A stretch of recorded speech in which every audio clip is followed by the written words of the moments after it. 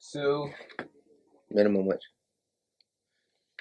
Yo, what's happening, man? Y'all already know what it is. This is Twice Talk, and we are listeners supported by 91.5, the Rebel, HD2, Las Vegas, the broadcast service of UNLV. And I am always accompanied by the amazing Oak. How you doing today? I'm great. I just wish it wasn't windy today. Oh, just cloudy. Oh yeah, you did say that the weather does have a lot to do with how you be feeling and whatnot. Sometimes, yeah. I mean, it creates a mood sometimes, but I'm gonna work through it today with this bipolar weather.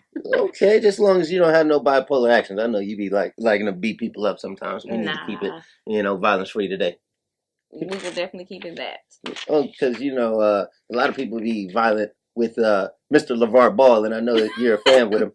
I'm a fan. Yeah, you're a fan of Mr. Ball. I really don't. He doesn't bother me as much as he bothers other people. Oh yeah.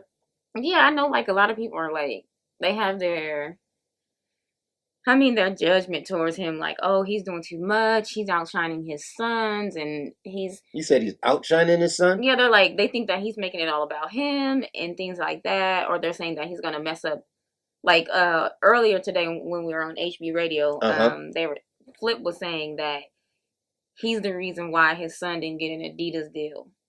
Because he was like, you got to give my sons billions of dollars before you come to them. Yeah. And so they made their own shoe deal, which... I'm going to assume we know it didn't make as much money as Adidas would. That's why they charging out the wazoo. Right. So I guess people feel like that's wrong and things like that. And they just think he's overstepping his boundaries, which he may be. You think he is? I mean, I think that the media is perpetuating it. Yeah? Yeah, I do think so. But... Making it bigger than what it seems. Yeah, they're like, inviting him on shows to come and talk. Yeah. And they're asking him questions about things. Right. And picking at him. And they're getting these responses that people find offensive. Yeah. But if you know that's the kind of personality he has, then you know what to say to push his buttons. To get him going. Riled up. Right. And you're talking about his boys. Yeah. Like, that's a sensitive subject for any parent. So. And I was on Omar, DJ Omazy, his Facebook, posted a status. He said, might have been Twitter. He said, I wish somebody had the confidence as LeVar has in his sons, in me. I was like, you right. Aww, Omar. You right. That was pretty sweet. No, that was just real. Like, I was like, sweet. Man, why can't we have that kind of confidence? And you know what it is? I think people aren't used to seeing a parent like that, like a black man being a parent like that, being that involved. And so they want to make it look bad. They want to make it look like he's overzealous or aggressive or sexist. Yeah. So they want to make it. Yeah. Well, how'd that happen? Well, they're trying to. Well, I don't know if anyone's seen the conversation that he had with. What's her name? Molly of First Take or no? I'm not sure. What show did he go on? I don't know. I only seen the clip. Okay. But he went on TV and he was talking to two. I guess they were commentaries for college ball. Yep. And they were asking him about the shoes, and one of the female commentators was like, "Oh, well, how much did you sell?" Kristen Leahy. Christian Leahy, that's her name. Kristen Leahy. It was very clear that he didn't want to say how much he sold because it wasn't that much. But she's like, "Well, how much?" And he's like, "Stay in your lane." He didn't turn around. He just shoot her off. Yeah. And so people are like, he's sexist, and then they're like, and then she starts to dig into why she thinks he's sexist or that he is sexist by saying that the clothes that he makes isn't geared towards women and stuff like that. So everybody just rolled with that and tried to call him sexist after that. That's wild. Yeah, I think it's ridiculous. What do you think? As far as the sexist comment, because he kind of dismissed her, I probably would have did the same thing. Like, I'm not going to sit here and talk to my financial situation to you on air, where for every millions and millions to listeners, it's just so you can criticize me anyway. Right. And then I didn't get the deal with Nike, didn't get the deal with Adidas. I ended up signing with a secondary deal that I really didn't want to do in the first place, and you want me to go in about it? Come on now. Stay over there. Yeah, I mean, I feel like he would have been dismissive towards anybody that said that. For real. It'd have been anybody. Woman, let me be me. I mean, he even talked about the chubby guy. I don't know his name, but he was like, "Oh, he can't say anything to me unless he's talking about snacks." He talking about snacks. Right. That was kind of funny. I think this guy is going to be hilarious. He's going to be great for media. Great. He's I so promise. silly. For real. Sure. Yeah, he's going to be awesome. But overall, like, he has 3 boys that he's raised, and all of them are beastie in basketball. All of them are on their way to college, and I think that's the story that gets buried under his character and trying to make him look like he's doing too much for his. Yeah, that's crazy. Nobody's saying that all 3 of his boys about to go to the league. Right. When they all could be doing something else. Right, and then could be a statistic. Right. Exactly. Sadly. Which is nobody's applauding him for a marvelous job at parenthood. Right. And I'll be the first to do so. Mr. Ball. Right. So I mean, I don't necessarily have an issue with LeVar Ball. I could see if his kids came out and said, "Oh my gosh, he doesn't allow us to talk. He's always talking for us, and I really don't want to play basketball. I'm only playing basketball because of my dad." But they're not saying that. Oh, but what did happen was that they asked Lorenzo if his dad was talking too much for him. Let me stop lying. Somebody else said that. But if I was to if my kid was to tell me that, I'm like, no, boy, I'll pay your bills. You ever had any words? You my child. I'm gonna talk to you. You feel me? Yeah. Well, I think in any relationship where it's a manager and a client, the manager is supposed to talk for you. They are supposed to be that aggressive person so that you can just sit back and chill and let them do their job. And maybe it comes off a little aggressive sometimes. Yeah. But that's what he's supposed to be doing. He's supposed to be protecting his kids instead of letting somebody else take control of their future. And all Lorenzo really has to do is go ball, and then everything's going to fall into order. And then we're probably going to end up getting a shoe deal anyway. I see it coming. They just want to see if 3 boys the guy can ball. Yeah. They want to see if the guy can ball in the league, and then they're gonna write that check for sure. Cut that check for that coin. But there might be something that you did have an issue with. Did you see the Miss America pageant? I didn't see it, but I did see the comments that our new Miss America, or Miss USA, let's say it right, my bad. Miss USA. Okay. Is it Miss America or Miss USA? I thought it was America. I think it's USA. Miss USA? It is Miss America, huh? I think it's Miss America. Aren't they the same? No. What's the difference? Money. Oh, you get way more money for USA? Well, pageant money goes to places supposedly. But no, they get cash. It's kind of a scam. It's a scam. Miss USA? They get cash. Okay. So yeah, Miss USA. Cash in hand, money. Kara McCullough.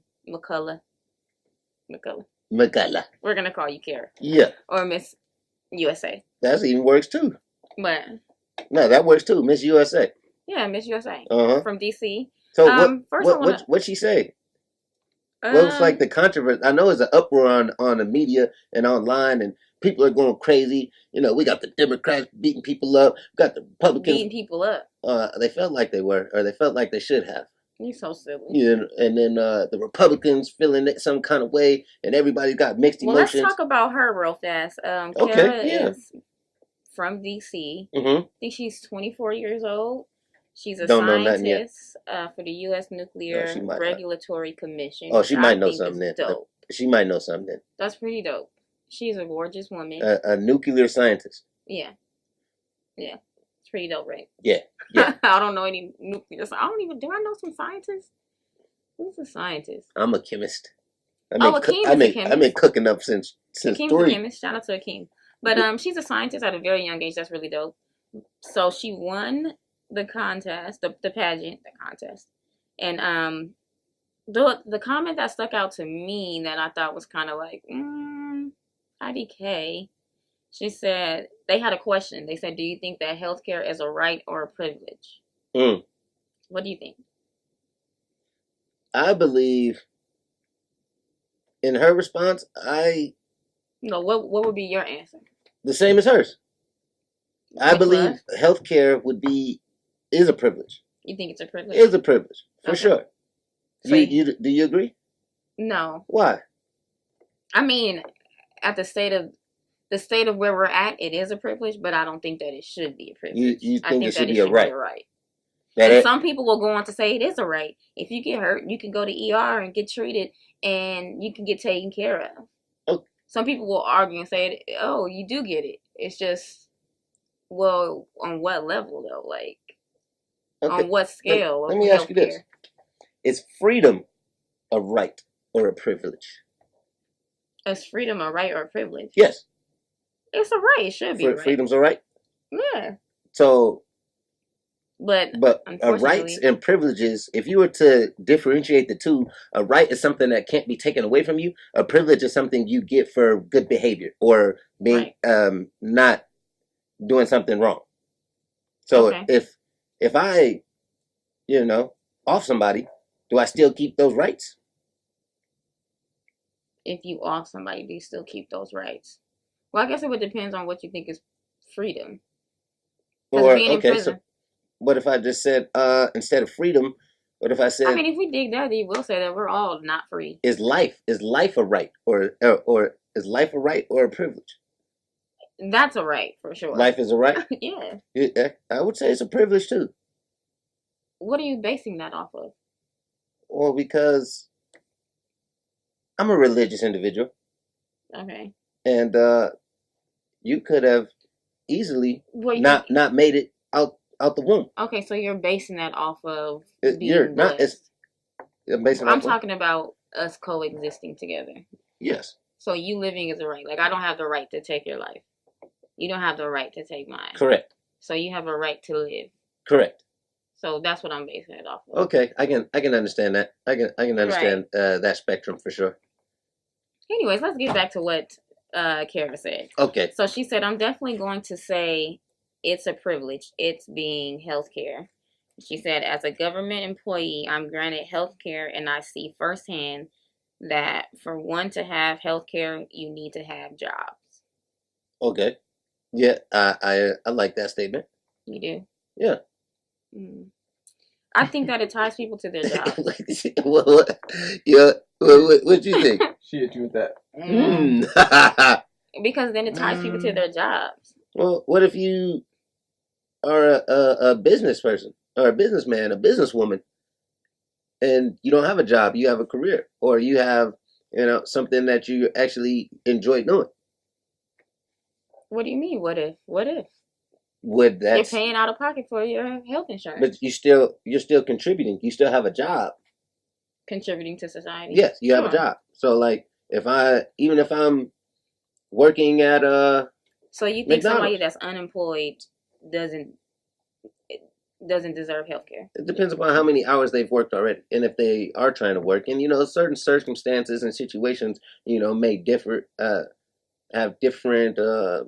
I don't want to say allegations. That's the wrong word. I just feel like people can't really believe that, because if they do believe that healthcare is just a privilege, then why do they agree with going to other countries and feeding starving people, or going to other countries and giving out healthcare? People have morals.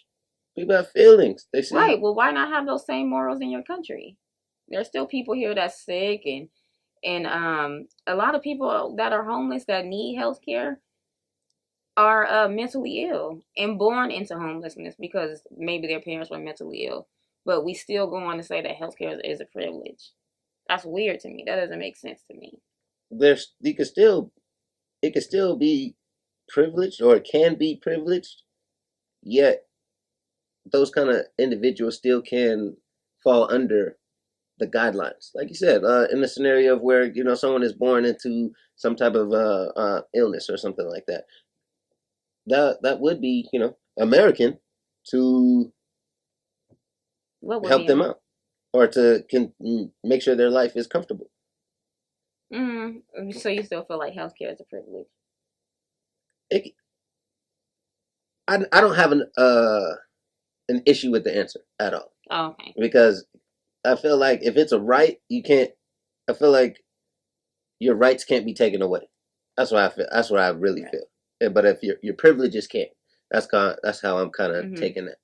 Right. So do you agree that should be able to happen? Like, your healthcare, you being healthy or getting treated at a hospital, do you think that should be taken away from people because they're poor, because they can't afford it, or because they don't have a job? No, that should not be the case. Okay. She later went on to retract this statement. Low key, she said, "Oh, what I meant was that in this country it is a privilege, but I wish that one day it is a right." She later said that in one of her later interviews, which I was like, okay, girl, for sure. you didn't sound very that was a convinced. cute cleanup. You didn't sound very convinced or nothing about that, huh? Right. If we believe that it's a right or it should be a right, like she was saying, how do we get there? Like, who pays for it? Who has to take the cut, right? Because doctors make a lot of money. Mm-hmm. Insurance companies make a lot of money. Pharmacies. Hospitals make a lot of money. A whole lot of people are making a whole lot of money. Yep. Which causes it to be expensive for people who need the health care. Mm-hmm. To make it available to everybody, somebody has to take the cut. Who should take it? I think that in order to answer that question, like, it would have to be a complete restructure or reformation in the way that we treat people in general. Like patients, you mean, or the system involving from the pharmaceutical to the insurance to the medication to the distribution to the patient. I think that our healthcare system is not built to cure anything.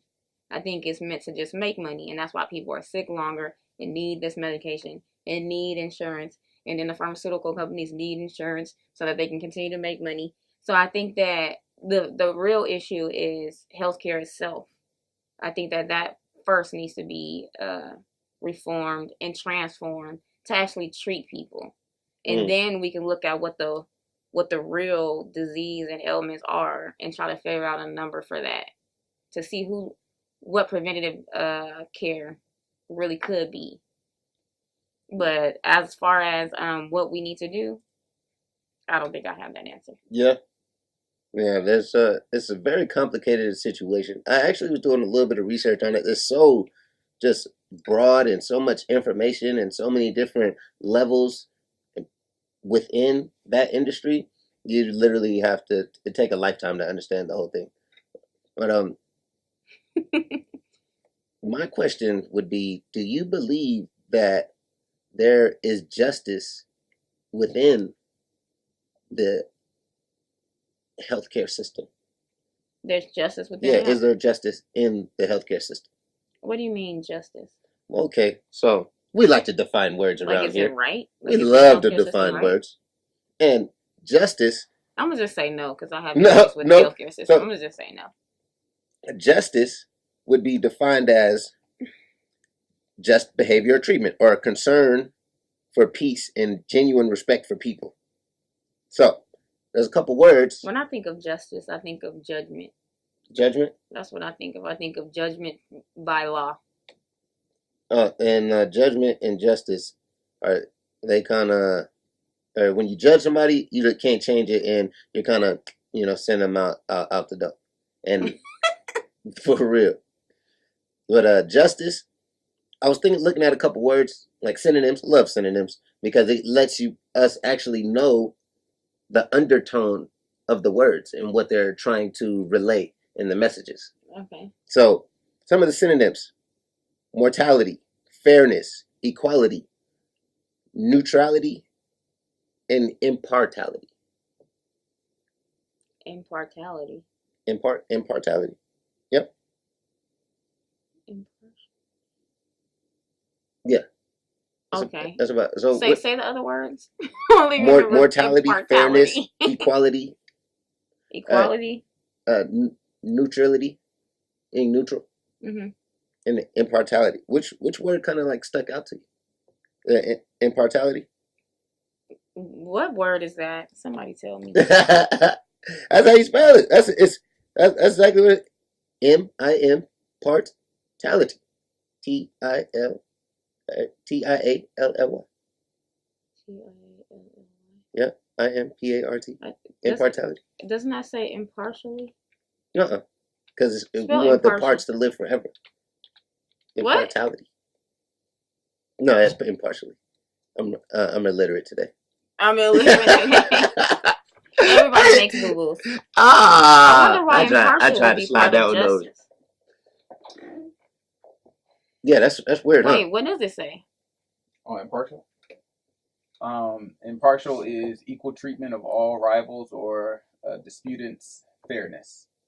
So justice and judgment are similar. So judgment is dealing with someone who is that has the power to give vindication. Usually when we think of judgment, we think about the person who was wrong being told and given a punishment. Right. But or in every reward.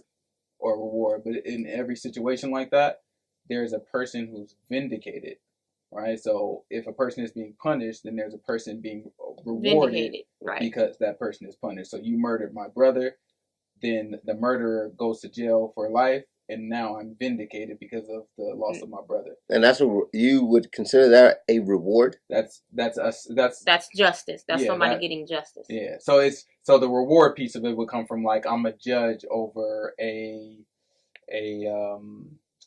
I'm a judge over like an Olympic performance, right? And right. So I'm looking at that, and as a judge, I have to be impartial to everyone who is performing, right? And then I make a decision on this one and give them the award to get the gold medal or whatever. Right. So basically, we're all waiting for the judges to be impartial when they make these judgments on these murders where police officers kill these unarmed black men. Talk to them, but as we see, they're not impartial at all.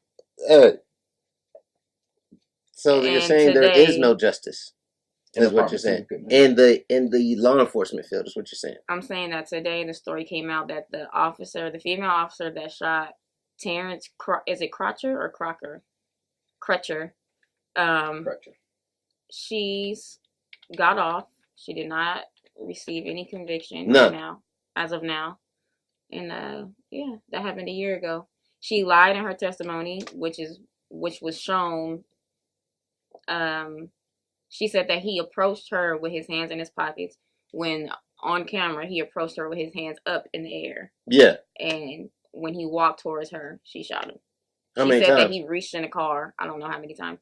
I can't remember that part of the story. But she said that he reached in the car and reached for something. That's when she shot him. Oh, man. But it was just him walking towards her, and then she shot him down, and he died. On the scene? Yeah. So we're waiting for the judge to be impartial about that, and looks like they have yet to do that. And as far as impartial, I said impartiality. I don't know why I made that impartiality. I swear I thought I knew what was going on. Hey, English is not my best language. You like which words stick out most? The one you don't, the one you understand right. The one you talk about, you sound retarded. Yeah, my bad, man. So you know, English ain't my best language. But what I do know is that the word that stuck out to me was neutrality. And the definition of that, or to state the state of not supporting or helping either side in a conflict or disagreement, absence of decided views, expressions, or strong feelings. Right. So just like impartial, basically, it's the same. So, you would consider that the same? Yeah. Yeah. To me. I don't. I see it just a little different. Like those undertones in a few words kind of flip the whole 6 from a 9 kind of thing. And when you're thinking about someone that's neutral, and if you relay that to justice, is the justice system neutral? No. So is it really justice? No. Can't be if it's not neutral. Right. Yeah. So, well, the question that I asked was, is the pharmaceutical companies, is there justice in that industry? I don't really know how to answer that question when you say that, because I feel like they don't really deal with judgment.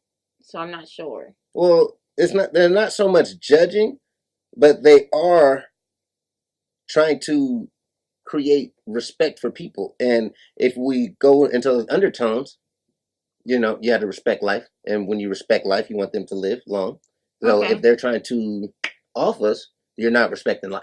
Right. Okay. So are they supporting or helping or neutral on both sides?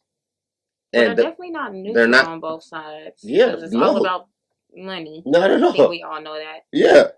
But Yeah, no, it's a no for me. Yeah, and what's crazy is I know you probably heard Brother Polite say this, but I ended up doing my own research. I don't listen to a lot of Brother Polite. Oh Go no, on. No, not so really. so I'm just looking up some different meanings of some different words and stuff, and the word pharmacy, the root word is pharmaca, which means witchcraft. Means witchcraft. Witchcraft and poison.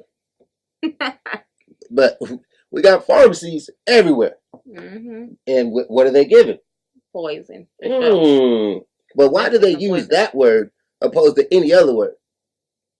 Pharmacy, witchcraft, poison. That doesn't make sense to me. So you really have to be aware of what they're really doing. And they're actually, like you said, making us pay for the poison and getting us addicted to it, creating those emotional highs and emotional lows to where they can go ahead and charge whatever they please. There's a lot of stuff, undertones that's going on in that industry that is absurd. Absurd. And it's all about money. What you mean undertones? Okay, one of the things that's going on within the pharmaceutical industry, they have this pharmaceutical benefits management. They call it PBMs. Okay. And the PBMs, they actually created this thing called one of them is called selling data. So when they sell the data, when they sell the data, it's pretty much all the information of the clients or the patients and stuff to other management groups, people that buy and raise the prices of the medicine or the. Wait, hold on. They sell the information to someone? Yes. Okay. It's probably of what people intake, how much they get, and everything. Mm-hmm. So with that kind of information, they can regulate properly which prices, and that's why you see people having, this may go up, but their insurance is taking care of it. So they're basically paying each other to go over and over. And actually, that's one of the ways that you want to actually build yourself up. Is what? I said this before, but I'll kind of be brief with it. But it's just set up a system to where everyone gets paid off of one person. Oh, right. Mm-hmm. The poor people. The poor, sick people. Mm-hmm. Mm-hmm. And what was crazy, I was doing a little more research, and most of the medicines that were cheaper or expensive were by the baby boomers. A lot of them, a few of them are starting to expire, and they have no need for those vaccines anymore. Okay, and what they're doing is that they're not telling people that we have an excess amount of these vaccines, and we're lowering the price. But they're actually just keeping the price at the same level. But they could lower it. Yes, because the demand is. Oh, yeah, all about money. They're all about money. And then the kicker was this one. This was the kicker. I believe it's called price spreading. So basically, the PBMs, the pharmaceutical benefits management, or the pharmacy benefits management group, will negotiate prices for the different medicines and vaccines, but not give the employer the same kind of discounts that they got from the manufacturer. What do you mean not give the employer? So they're not giving Rite Aid, they're not giving Walgreens the discounted products the same discount that they got. The insurance company, isn't it? Yes. Right. That's when I feel like that has to do with a lot of like the lobbyists. Like you have lobbyists that work for the drug company, and then you have lobbyists that work for the insurance company. Yeah. So then they constantly try to negotiate a price that they think will maximize their profits and sales. So right now, with the Republicans in office, the insurance companies are getting a little bit scared because they're like, oh, everybody's not going to be covered now. So now everybody's not going to be able to buy buy the pharmacy's drugs. So now everybody got to get back to work and renegotiate because they know that without everybody being insured, a lot of the drugs won't be able to sell. So that was one of the significant parts are of Obamacare being tossed out? Is that one of the concerns that a lot of people have, or not even a lot of people, just let's say the insurance and the pharmaceutical companies? Well, people think that the pharmaceutical companies will be able to raise their prices because they won't be able to negotiate as well with the insurance companies. So right now, like my friend that does he's a lobbyist. Everyone's looking at him like, oh boy, you about to make some money because he's a pharmaceutical lobbyist. Yeah. So they're like, oh, well, it won't make the market. It's something about the market won't be as controlled. Yeah. Or something like that. It's a lot that I don't understand. I don't think, oh man, it's a lot over my head for sure. I'm not even going to act like I'm not, no, but I do know a little bit. And as far as this price spreading, you said your friend is a lobbyist and they said he's going to make more money? For a pharmaceutical company. Well, they're looking at him like, now y'all can take back control of y'all prices, basically. They can with the reduction, with the exclusion, or the exclusion of Obamacare. That's what you're saying? That's what I'm not saying that. Oh, this is a conversation that he had with his other friends that were politicians. Right. Well, like I was saying, with that price spreading, there's a 10 cent to 35 cent deduction with every purchase. So that kind of adds up. Oh wow. Yeah. So know that. and they don't, if they're not going to share none of those profits, like there's no justice in that. It's a lot of negotiation that goes in with it too, because it's also like straight with the pharmacies too. So outside of the insurance companies, like he might have to negotiate with Walgreens. Like, look, you guys are charging too much. Yeah. Because y'all trying to make a profit off this drug, but now the sales are going down. Yeah. So you need to lower that sale. Things like, or lower that price. So things like that. I know it's crazy, huh? Man, it is really mind-boggling. Anything inside the healthcare system to me is a little bit sketchy.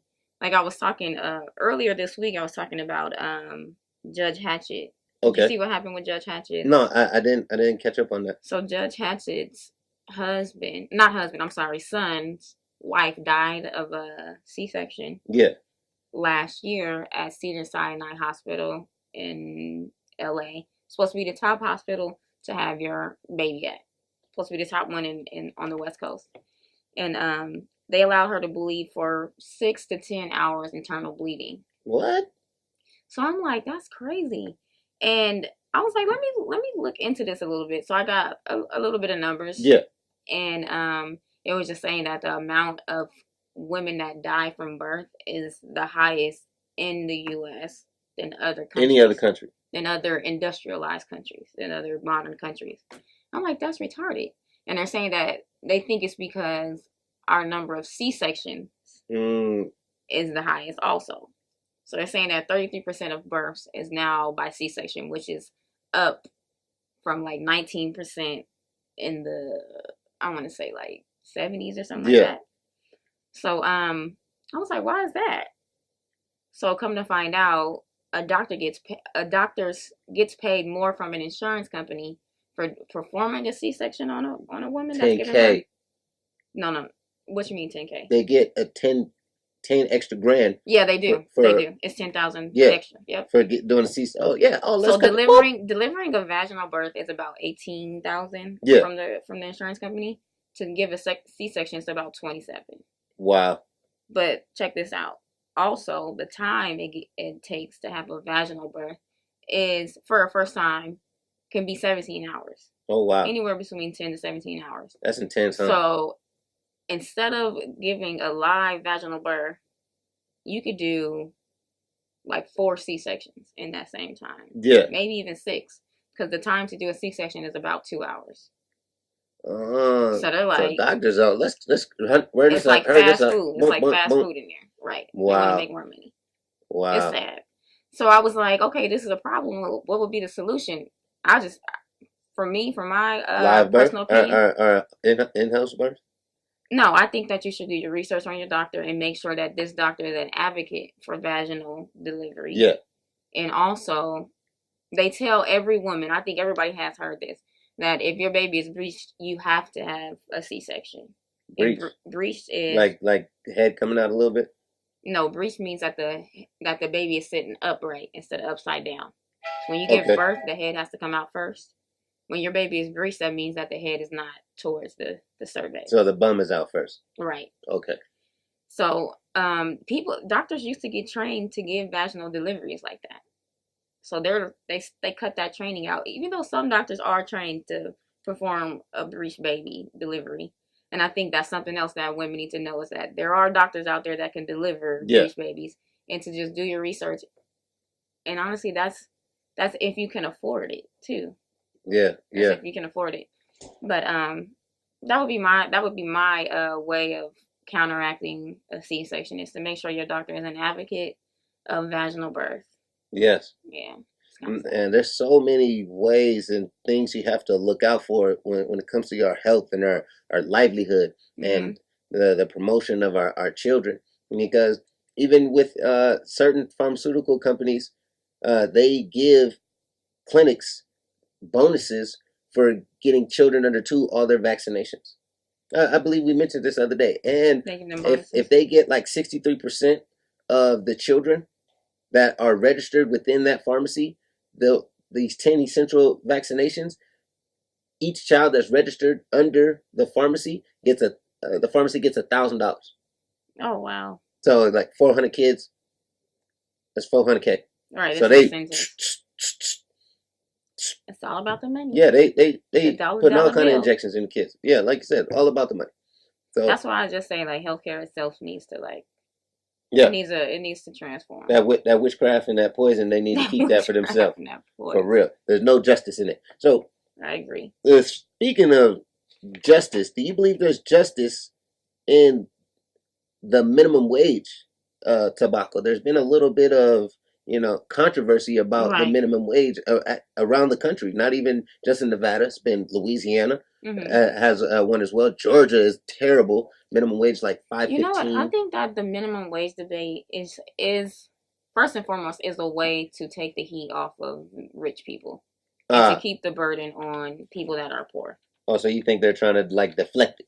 It's just like we're debating about minimum wage. Minimum wage in Nevada is $8.25, and employers will argue, well, that's why the unemployment is so high, because I can't afford to hire people who are going to do jobs that I think, or that doesn't help me remain profitable by paying them $8.25 an hour. Well, so what kind of jobs? I'm not understanding. So basically, employers will say, hey, I have a job opened up, but because I have to pay you $8 an hour, I'm not going to make a profit off of what you're bringing to the table. So I'm not going to hire you. Yeah. I can't afford to. Right. So then now people will argue, well, now that person is just going to get on unemployment, and now we all have to pay that person. Right. Huh. Whereas you might have people arguing like $8.25 an hour, that's nothing. At all. That's nothing. At all. You can't even be in an apartment by yourself off of $8.25. You can't do it with 3 people. You really can't get it because the property manager wants you to make 3 times what your rent is. Yeah. In 1 month. So if you make $8.25 an hour, and we're gonna go even further to say that a lot of companies are not working their employees full time. I was gonna say that maybe like 30 hours a week. 30. So based off of 30 hours a week, $8.25 an hour, you're making $8.70 a week, $8.70 a month. That's without that's your gross. That's your gross. So that means that your rent would have to be $290. You can't even go get a crib on D Street. My whole thing is this. For that much? You're so silly. $290. Oh man. $290 a month. You're right. But that's why poor people are in relationships. So that's why people get in relationships. Oh, now I know. No, that's not why people get in relationships. But I was talking to Queasy. Was that math off? A little bit. You're good. I probably did 724 then. 725 instead of 825. Yeah, get her, Slim. She trying to get me. She trying to get me on immortality. That thing was crazy. Anyways, no, I was talking to Queasy, and she lives in Cali, and she's like, "Girl, everybody's in a relationship out here because you can't afford to be single. Right? You can't afford to live by yourself. You can't afford to be independent out here. And I was like, dang. I know the new hustle now. You so silly. And me, I'm like, I'll go home. There in California. Huh? They getting their butt out of there. The singles? California. Black people or poor people. Oh yeah? And they coming here. Yeah, it's the closest place to come. Yeah. But I'm like, and you wonder why people that are poor or, you know, are having kids, well, they always in a relationship. What do you expect? I mean, that's no excuse, but it's no excuse. They always together. It's a higher chance for you to have a baby if you're always in a relationship. But you can't really afford to be single, to live by yourself. So would you unless you live with family? That minimum wage relates to relationships. Relationships relate to the high birth rates, which relate to the global warming debacle. You're so silly. Minimum wage is warming the globe. I'm saying that minimum wage. That's how people think. That is how people think. Like that for real, bro. I'm saying that minimum wage, I don't know. Like, I have to dig deeper inside minimum wage because minimum wage should be $25 an hour to keep up with inflation. That's the when thing. People, okay, so he said that minimum wage should be $25 an hour to keep up with inflation. But when you say that, that's asking employers to pay us $25 an hour. Yep. Now, what if they're like, no, I can't afford to? Then that's going to be less jobs, correct? If you raise the minimum wage, studies have shown that in America, I'm not going to say every other country, because in Australia, their minimum wage is $15 to $16, and they have They didn't go through recession, but I'm pretty sure there's a lot of other factors going on there too. Yeah. But if we raise the minimum wage to $25 an hour, and we see them tripping off of $25 an hour, they don't even want to hire people full time with health insurance. What kind of jobs will there be? None. That's what I think. No jobs. We're gonna be running around mowing lawns all day. He's so silly. So what do you think that does? So if there's no jobs, that means that we will have to create our own, and more crime. Or what are the companies doing? Right. So the companies wouldn't have workers. So something has to change. The reason why companies are resistant to the idea right now is because they have a certain profit margin that they're comfortable with. Yeah.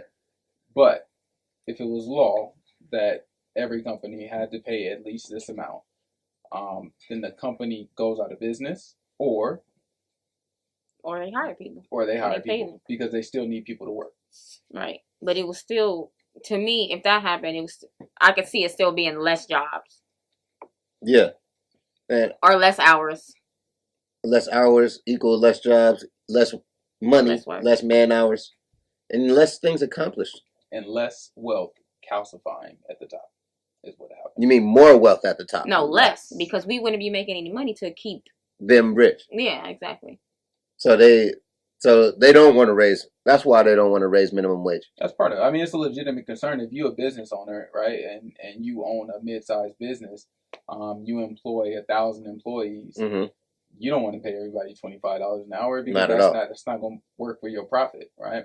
And maybe it works for Bank of America's profit, right? They just won't make $3 billion a year or whatever they make, right? They'll have to, they just won't make $3 billion. Yeah, they'll just be making their profit margin be about $1 billion, or something like that. So, but for a small business, that's not going to work. For a mid-sized business, that's not going to work. It's going to put them out of business, which means to build a business in that environment, you have to structure it differently. Everything I have to structure differently, and it would be the concern is real because it would probably be like a depression or a recession. It would be a monopolization of bigger companies also as well by raising minimum wage. Yeah, I mean, if you're putting out small businesses, then it's like, okay, good, we can open up 5 more Walmarts over here, or we could just buy out all these businesses, and then so then they're just gonna have the property and then it'll be Hunger Games. Oh wow. I don't think so. I don't think so. Because that was a great movie. Huh? It is a great movie. But the other thing, if that happened, people would make more money. All right, so it would cause. Who would make more money? I think more services would $25 an hour. Yeah, a very small amount of people. Well, no, because you would think for a business to remain profitable at that level, you still have to keep the same amount of people employed. So the rich companies would have to take the cut at their profits, which means that more profits are going to the lame people. I think that's an idealistic opinion. You have to understand that people evolve through nature. And if that was to happen, everyone losing jobs, guess what they're going to do? People, these Hustlenomics is gonna come out, and they're gonna start creating their own jobs. They're gonna start coming up with their own services, and there's gonna be a boom. That's what would have to in happen. small businesses. Boom, small business is gonna go crazy. That's a fact. That happened. That's happening now in Puerto Rico. Yeah. Yeah. Puerto Rico is going through crazy stuff. Their economy got all messed up by somewhat by America and banks. Somewhat by America. and selling them like these crazy loans. That's impossible to pay back, and now they're paying like 1,000%. Oh no! Interest. It's just ridiculous. But the U.S. got to do Puerto Rico. Is they're all like, you know, Mexican come over here and they sell corn and all these different things. Yeah. Like they have an entire economy of technically unemployed people, but really they're not unemployed. They're all making money just, you know, outside of the system. Because otherwise they have to pay these high taxes or stuff that takes away from the profit that they need to take care of their family. But they are unemployed. I mean, well, how do you define it? Yeah, unemployed in the technical sense, in the sense that they're not employed. They're not don't have a W-2. They're working off paper. Is that what you consider unemployed? Yeah, you don't have a W-2. Consider that employment. Yeah, sure, they're unemployed. But if you look at it, if you said we take away all the corporations and we put ourselves, everybody has to barter and fend for themselves, who's unemployed? Everybody. Nobody. Technically, but nobody, right? Nobody. If everybody's getting it in and they have a job and I'm producing, then I'm employed. So I think the people, I was listening to a podcast. You're not employed, you're hustling. Hustling. That's kind of how we look at it, because we look at, and it's an art too, ladies and gentlemen. Corporation gives you a paycheck. Unemployment corporation not giving you a paycheck. Anything that you making money outside of that is hustling. So yeah, they're hustling in that sense. But yeah, I think that's exactly. Shout out to Puerto Rico. Hey. Shout out the hustle game. Get it in. Hustle game. You know what I'm talking about? But yeah, minimum wage is crazy, and it does need to be risen. I believe it's a lot more complex than I thought when I started looking into it. Because I'm like, it's a no-brainer. What? $7.25 an hour? That's ridiculous. But I'm like, dang. But if they did raise it, I feel like employers would be like, F y'all. The managers. Yeah. That's what they do first. They get rid of managers first. Like we seen that on the strip when we went through the recession. They fired a lot of managers. Oh, for real? That's what they do. They'll get rid of the managers first because that's the salary they can get rid of. And they can slow down their hiring rate and all the rest of that stuff. But okay, so now I know the boss move. If I get in trouble a little bit, kick the managers out, and then just teach some of the employers how to manage themselves. Yeah, that's what they do. They're like, okay, we can not use that manager, and these people will be fine. We'll keep a supervisor or something like that. Okay. Or make somebody have more work. Like another manager can take on those responsibilities. Now I'm thinking like the man. Good job. So what they're actually trying to do, they're trying to raise minimum wage to about $11 an hour in 2020. I've seen that. But why?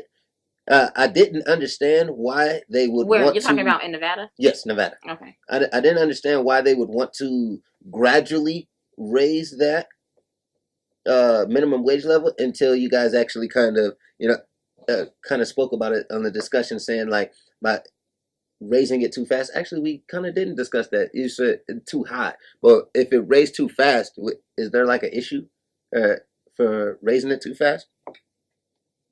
I think they have to get ready to take on that financial load. Yeah. Yeah. Yeah, it allows your business time to adjust. Yeah, to restructure. So it's just like anything we do. If you right now were required to save $100 a month, then it's like, all right, for sure, I'll save $100 a month. But then if your goal in 2020 was to save $1,000 a month, and somebody tried to put that on you right away, that'd be something different, right? If you go to 100, the next year 200, the next year 400, then it's you might be able to get there. Not none of us because we poor. But yeah, I ain't poor. I'm just financially challenged. That's right. So don't call me poor. You hustling. Yeah. You feel me? Sound like more than half of this.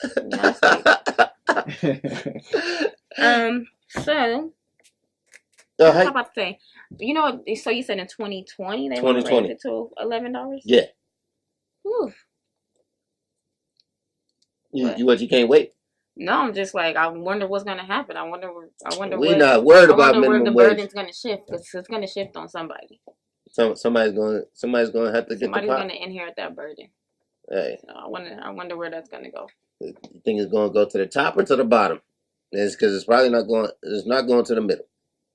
The middle probably be gone by then. Right. What's interesting about where we are is we have one of the largest immigrant populations, and I think that's where it shifts. Continue. I think it shifts to a lot more joblessness. So we're not like places that don't have high immigration, and therefore Like Vermont. like a Vermont. Vermont. Which is is there any? Vermont's all local, ain't it? Which is a very wealthy state. Very wealthy state. What goes on in Vermont? I don't know. That's what Bernie Sanders is. Oh, for real? I bet he is. No, I'm just playing. Seriously. You see what he? Yeah, you see. I'm not He gonna fell off get the it. map. I'm not gonna get it. I don't know what Bernie Sanders doing. But if Y'all was rallying for him though. yeah, y'all was. Yeah, y'all was. You too, Not Slim. me. Not me. See no rally for me. Not for the burn. You're right. I rallied for Ron Paul That's true. back in the day. And minimum wage is actually going up. Look, no. Now Ron Paul get rid of the minimum wage at all time. He's yeah? complete opposite. Yeah, he's terrible in that regard. But is getting rid of the minimum wage terrible? it's not necessarily. It just depends on what your goal is, right? So if you're looking for resetting, the reason why I supported Ron Paul is because I think his policy would kind of reset things. We would have a hard time. We'd have to deal with it. We'd go through a depression. But things would get back to a place where everybody has a real chance at success. How long do you believe the hard time will be? Is the question. It could be a long time. Like, it could be like 5 years. Oh, okay. First number at the top of my head was 10. Me too. I was like 10 years. It could be 10 years. Yeah, and when you say hard times, you mean like hard time. Nobody's buying stuff. Stock market's crashing. Yeah, I'm talking about like a lot of deflation rich people, of the dollar. Like a lot of rich people going through what other people go through every day. So for poor people, it would be another walk in the park. Be ready for it. Yeah. For a lot of rich people, it'd be tough. That's wild. That's wild. Yeah, but I think minimum wage and no minimum wage, they both have their flaws, pros and cons. Yes, as everything does. Everything has right. it. The key with like no minimum wage would be that I think that like when I was looking up other countries that had no minimum wage, like Sweden, they said that what they did was they built a lot of unions that would negotiate wages for their workers. Seems to have worked out for them. So you the boss, what you gonna do? You gonna raise it or cut it? I don't know. You the boss, you gotta cut it. We gonna take all the chips, we gonna cut it. My family would be working for me. Oh yeah? Working for you? Why you don't work for your family? It'll be a family establishment. See, family you a boss. Friends. You a boss, you're not a leader. You a boss. That's cool. You don't Hey Slim, you got any final thoughts today? Raise minimum wage. Raise minimum wage? See, that's a leader. You're the boss. You got any final thoughts today, boss? You only get what you negotiate. You don't get what you're worth. You only get what you negotiate. Okay. Well, you know, there's a saying. There's a saying that says, What'd you say, Slim? You talking about? I said facts. Oh, I thought you was talking. You thought he to put you into the shade, huh? Shady. Like, let me get that shade. Yeah, you know. Profound statement. What they under shady boots on the line. Hey, my final thoughts today. There's a saying. It says, if there's only two things you can do. You can either go out for your dreams, or if you don't go for your dreams, you're going to help somebody else build theirs. And we don't want to. It's easier to do that when you're tied to health insurance through your job. Yeah. But go on. Talk to him, Mo. Go on. And the worst trade in the world, period, is time for money. There's not a worse trade out. Your time for a little bit of money. So we have to put our time into things that we can keep and things that are going to stand the test of time. Mm-hmm. And what I need for y'all to do is go take the time out to go visit OverTheTopLv.com, because we got all the great artists, poets, artists.